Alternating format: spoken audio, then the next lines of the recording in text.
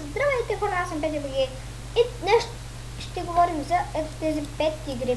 Значи на CS, сега на CS и на Gmod мога да направя поредичка на 20 епизода. Нали, вие ще пишете в коментарите или на Gears ще направя поредичка на 2 епизода, или на CS 20 епизода, някаква малка поредичка, или на League of Legends, както и на League of Legends на 20 епизода.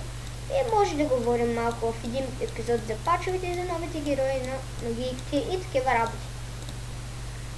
За Minecraft мога да направя някакво survival, че там за поне 50 епизода, така да кажем.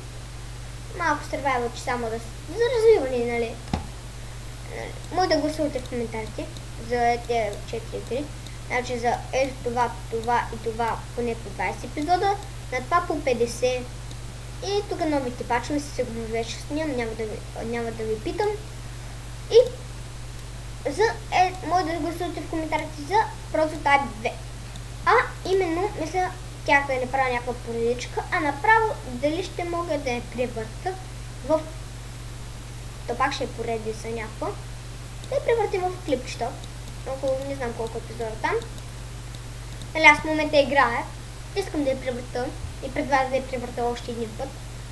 Така че може. Или може да изберете пък Gears Mod. И така. Пак повтарям, на Minecraft мога да направя някакво survival от 50 епизода, ако гласувате в коментарите. На Gears Mod 20, ако гласувате, на това също 20, на това също 20, ако гласувате. На това ще направя наскоро един. Нали, ще говорим малко за новите пачове герои и така нататък. И за хето тази игра може да направя някакво превъртане, ако пишете в коментарите. Така. Абонирайте се, ако ви харесва какво правя в канала ми. Дайте един лайк, ако ви е харесал клипа. И очаквайте много скоро епизодчето за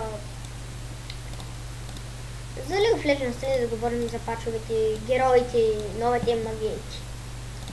Така че, айде чао!